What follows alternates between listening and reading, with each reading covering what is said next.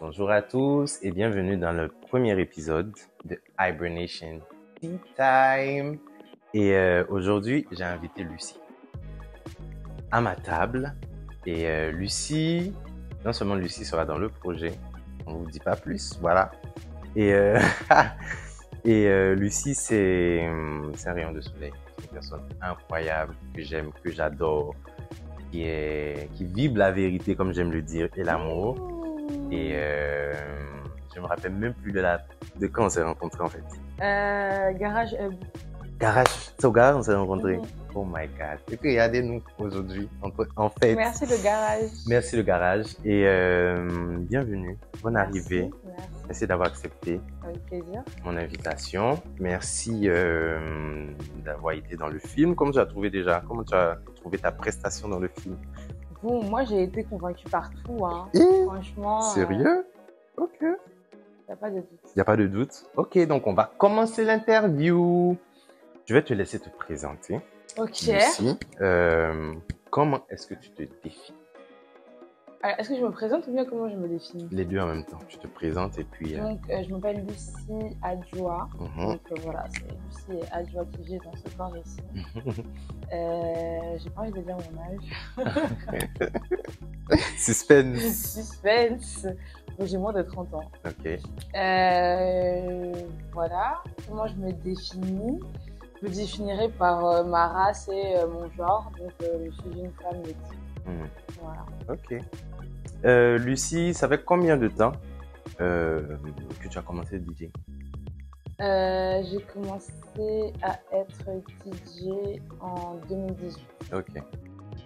En 2018. Ouais, donc ça fait 5-6 ans. 5-6 ans. Ouais, ça fait 5-6 ans. Et pourquoi est-ce que tu as commencé à... J'ai commencé parce que dans mon école, on organisait des soirées. Ok. Et c'était un de mes meilleurs amis de l'époque qui mixait et j'aimais pas du tout la musique qu'il jouait. Donc je me suis dit, je vais apprendre un peu pour pouvoir jouer la musique. Comme ça, genre, tu as dit qu'il est nul et puis... Il n'est pas nul. Oh, désolé. Il n'est pas nul, il est très fort, Ouais. c'est un grand producteur. Okay. Mais c'est juste que j'aime pas, enfin, je partage pas forcément son univers, quoi.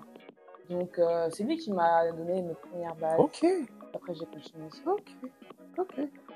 Et depuis lors, est-ce que tu sens une évolution dans ce que tu fais? Et ça si j'avais stagné pendant 5 ans, ça a vraiment. déposé. Ok. Est-ce que tu considères le DJing comme de l'art? Oui, tout à fait. Je considère que tout est art. Okay. Donc, il y a Michel Foucault qui dit que l'existence est une œuvre d'art. Donc, citation. Peu importe ce que tu fais, si tu arrives à le conscientiser et à le justifier comme une œuvre d'art, ça m'aligne. Ok. Donc, qu'est-ce que tu veux? Parce que l'art aussi, c'est un moyen d'expression. Donc, qu'est-ce que tu veux transmettre en fait à travers ton art, tout simplement? Bon, je pense que déjà les musiques que je joue en général, quand j'ai vraiment la liberté de pouvoir jouer ce que je veux, c'est vraiment juste retranscrire ma vie, mes expériences, mes voyages, parce que c'est les voyages aussi que j'ai faits, et différentes expériences que j'ai faites qui font que je joue la musique que je joue aujourd'hui. C'est ça. Et puis j'aime aussi pouvoir partager une énergie, et notamment une énergie assez calme, assez chaleureuse.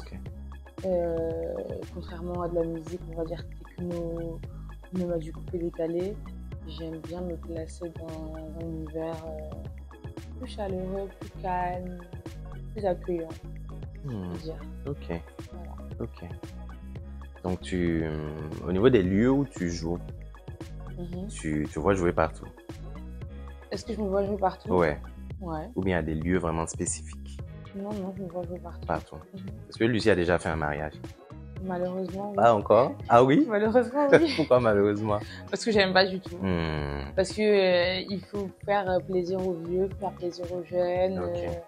Là, c'est vraiment un moment où tu n'as aucun moyen d'expression, quoi. C'est ça. Donc, tu préfères un endroit où tu pourras être libre, en fait, de montrer qui tu es. Pourquoi les sons Lucifer, d'ailleurs? Bon, il n'y a pas vraiment de raison, hein. C'est un film que j'aime bien. Ok. C'est le titre d'un film que j'aime bien. D'accord, ok. Voilà. Ok.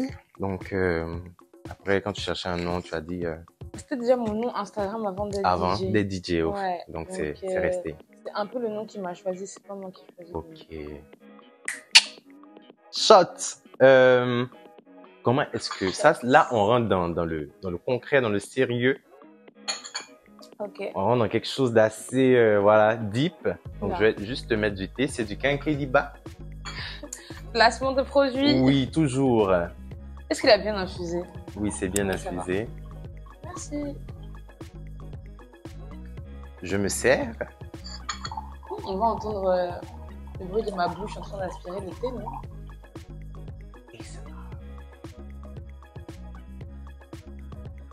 Vidéo SMR.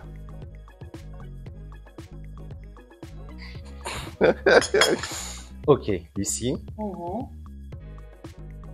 Comment navigues-tu avec ta solitude? Et comment est-ce que tu arrives à trouver ton équilibre? Je pense que c'est une relation qui a évolué avec le temps. Okay. Je pense qu'étant plus jeune, surtout que j'ai été enfant unique pendant 8 ans, donc ça a été un peu une sentence. Et après, pendant mes études, j'étais en colocation. Et là, maintenant, je vis seule. Et je suis très heureuse de vivre seule. J'apprécie et je chéris ma solitude. Okay. Je pense que quand tu choisis ta solitude, c'est un luxe. Quand tu la choisis pas, c'est plus compliqué.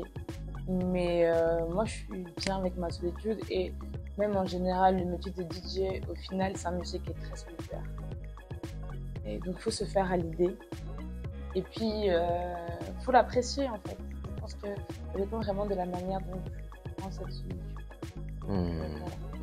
Donc toi, tu préfères tirer le positif en fait de cette solitude. Est-ce qu'il y a des moments où cette solitude devient pesante? Est-ce que ça arrive? Oui, il y a des moments où, évidemment, je vais me sentir seule, notamment quand je faisais que mixer. Ouais. Genre, j'avais tellement une vie décalée par rapport au reste des gens que j'avais du mal à avoir une vie sociale parce que quand je travaillais, mes amis, ils avaient du temps libre et quand eux ils travaillaient, moi j'avais du temps libre. Mais je pense qu'il faut apprendre. C'est le moment aussi où tu peux apprendre à t'aimer, apprendre à te connaître. Je pense que même t'apprivoiser et puis apprivoiser la solitude. Après voilà, là c'est parce que en ce moment précis je le vis bien. Il y a des moments où je vis moins bien. Il y a une super chanson de Barbara qui s'appelle La solitude, qui est une de mes chansons préférées. Est-ce que tu peux nous chantonner un peu? Non. Mais c'est une super chanson parce qu'elle personnifie la solitude comme une personne qui l'attend devant sa porte. Genre elle rentre un soir et puis la solitude l'attend devant sa porte. Et elle se couche avec elle. Elle lui dit que genre elle connaîtra plus jamais l'amour. Enfin bref. Et à la fin de la chanson, la solitude s'en va. Donc, voilà. Donc, dans ce que tu dis, je comprends que c'est comme une balance. Il y a des moments où la balance est favorable, dans la solitude, parce que tu es concentré sur tes activités, tu vis ta vie tranquille, tu es dans ta routine, et ça te permet d'être productif, si on veut dire. Et il y a des moments où, comme tout le monde, où ça ne va pas, où il y a un peu de blues, il y a un peu de... Donc, après, je pense qu'avec le temps... C'est ça. Il y a moins de moments négatifs et plus de moments... C'est vraiment la question de apprivoiser, en fait. Ok, d'accord. C'est-à-dire qu'on apprend à se connaître avec le temps. Je pense que c'est vraiment ça. C'est pas genre, aujourd'hui ça va, demain ça va pas. C'est qu'en grandissant aussi, ça va de mieux en mieux. Voilà. Et quand ça va pas, je sais comment remédier pour que ça aille mieux. Je vois. Donc c'est quoi qui te fait revenir dans ton équilibre alors? Conscientiser les choses, écrire, c'est le self-love en fait. Chercher à se faire du bien, bien manger, cuisiner, lire des livres aussi, ça aide beaucoup pour la solitude. Voilà, plein de choses comme ça. Donc, prenez des conseils comme ça à noter. pourquoi que je pose la question? Voilà. D'accord. Lucie, Oui. donc, quelle est la place de ton art et l'impact du DJing sur ton mode de vie? On a déjà parlé tout à l'heure. Est-ce que tu peux aller un peu plus dans les détails? Bon. Est-ce que ça t'empêche de faire certaines choses?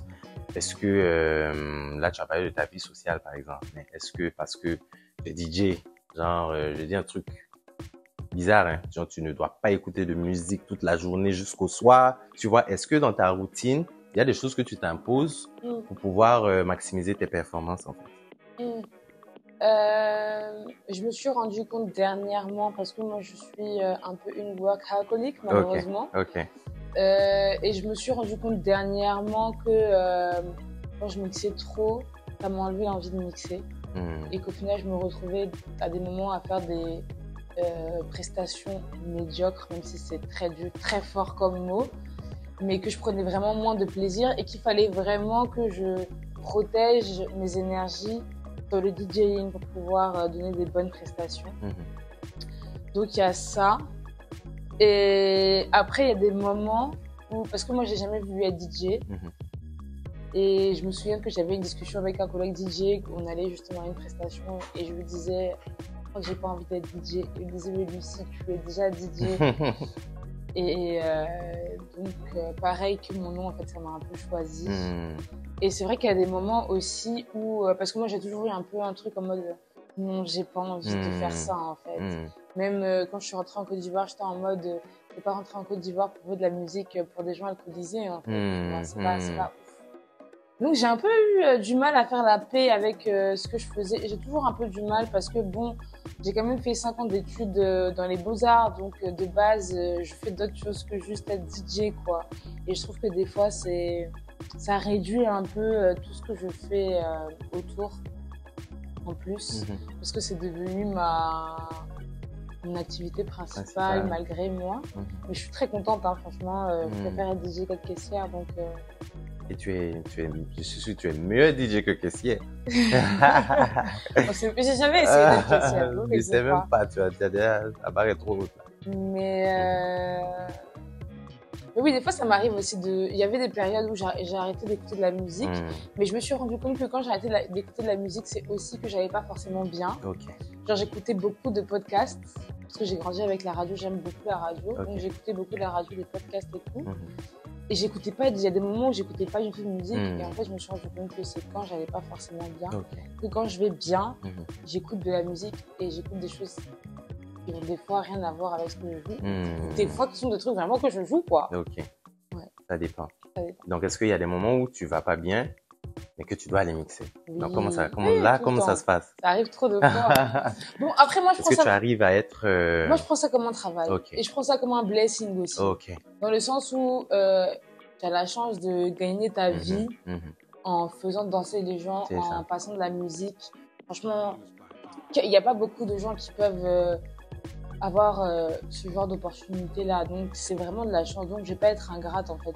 Et si il faut qu'il y a plein de fois où je rentre du travail, parce que je travaille la journée, j'ai pas le temps de me reposer, il faut que je parte direct mixer. Des fois où je mixe 4 heures, j'ai pas envie de mixer 4 heures. Des fois, même, ça m'arrivait de mixer 8 heures. J'ai pas envie de mixer 8 heures. Par exemple, des mariages. La dernière fois, on m'a demandé si je connaissais Mewé.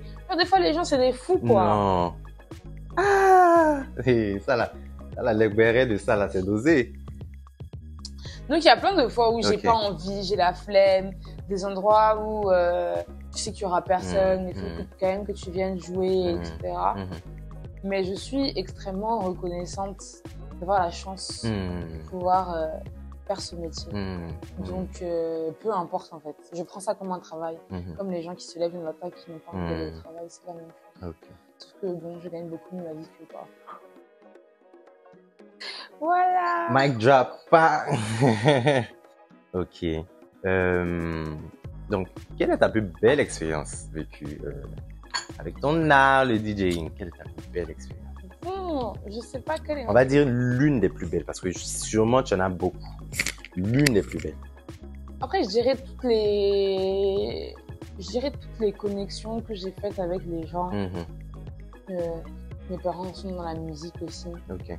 Donc, même le fait de pouvoir parler de ça avec mes parents, pouvoir échanger avec mes parents, et tous les artistes que je rencontre, avec qui je discute, avec qui j'ai des connexions, des artistes dont moi-même je suis fan et que je me rends compte qu'eux-mêmes aussi ils sont fans de moi. De toi, en fait. Je suis là, waouh! Donc, ouais, pouvoir discuter avec des passionnés, je pense que c'est ça la richesse. C'est vraiment ça la richesse. Ouais. C'est trop beau. Ici, on est à la fin de l'interview. Okay. Donc là, on a la dernière question. Avant la dernière question, je vais te remercier. Merci d'avoir accepté. Merci à toi. Merci d'avoir été présente pour le film. Elle a un rôle assez crucial dans l'intrigue, ok? Donc, vous allez voir ça le 22 novembre, ok? Et merci beaucoup. Tu es quelqu'un que j'admire. Parce que tu es dans le travail, dans ce que tu fais, dans ton art, tu es très intentionnel. Et ça se ressent. Et franchement, keep the good job, keep the good work. Et je sais même pas, il y a une question en plus que je voulais te poser qui m'est revenue, c'est que en tant que femme qui est DJ, c'est quoi ton expérience en fait en tant que femme DJ, surtout ici à Abidjan? Est-ce que tu as des expériences où tu es, je dirais pas minimisée, mais où tu sens un peu de, on te catalogue plus comme une femme DJ qu'une DJ en fait. Est-ce que tu as cette ça arrive souvent. Ouais. Déjà, il y a tous les gars qui vont venir te voir en mode oh, une femme DJ, oh waouh, j'ai jamais vu ça. Alors que franchement, on est quand même beaucoup à Abidjan. Oui. Et puis après, il y a tous ceux qui remettent en question ta légitimité, ceux qui se demandent si tu as couché avec le patron pour pouvoir mixer. Il y a ceux-là. En plus, c'est souvent des femmes qui pensent ce genre de choses-là. Les filles, pensons à la sororité, s'il vous plaît. Respectons-nous plus que le reste. Rich. Donc, il y a ceux qui se demandent si tu as couché avec le patron. Il y a ceux qui te regardent comme une bête sauvage parce que tu es une femme et que tu mixes et que pour eux, c'est impossible. Il y a les ingénieurs son qui pensent que tu sais pas brancher deux câbles dans ta machine. Et puis après, il y a les autres DJ qui monopolisent l'espace et qui te laissent pas l'espace. C'est pas facile. Mais après, le travail paye. Donc le plus important, c'est de se concentrer sur son travail. Et puis le reste, ça viendra. Puis si ça vient pas, c'est qu'il fallait pas que ça vienne. C'est ça. J'adore ta philosophie. Like literally. Et bon courage. Et tu le fais tellement bien. Merci.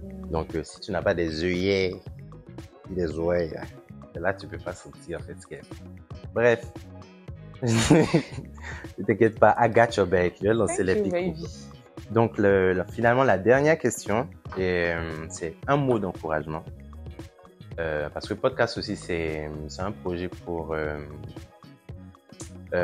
qui va à l'encontre du perfectionnisme. Donc c'est arriver à créer une œuvre artistique avec ce qu'on a déjà. Donc je voulais que tu donnes un mot d'encouragement pour toutes ces personnes qui aimeraient déjà se lancer dans leur passion et qui se disent que bon, je n'ai pas encore tel matériel, je n'ai pas encore ça, donc je peux pas commencer maintenant. Et qu'est-ce que tu leur dirais pour les convaincre qu'ils peuvent commencer là maintenant avec ce qu'ils font? Bon, on a tous commencé avec petit déjà, ça c'est clair. Tu peux commencer avec le minimum, tu peux commencer avec d'autres personnes. Je pense que la communauté aussi, ça donne beaucoup de force. Après, moi je dirais, c'est comme tout, hein. C'est-à-dire qu'avant de montrer au public, il faut déjà être à l'aise avec ce que tu fais avec toi-même. C'est-à-dire que ne va pas, genre, tu apprends à mixer en un mois et puis tu vas aller gâter les oreilles des gens dehors. Non, s'il te plaît, ne fais pas ça. Donc voilà, ne pas hésiter à demander des conseils aussi. Je pense que c'est important. Il y a des personnes bienveillantes, il y a beaucoup de personnes bienveillantes, même si on a tendance à penser l'inverse. Et voilà, quoi. Vous avez entendu, non? Lucie dit que allez-y, lancez-vous, en fait. On commence toujours quelque part. Mais faites bien! Coup de pression! Merci, Lucie. Merci à toi, Bonnie. Pour cette entrevue entre nous. Cozy et tout. Kinkeliba, yes! Et rendez-vous le 22 novembre pour la sortie du film. Merci, au revoir! Bye!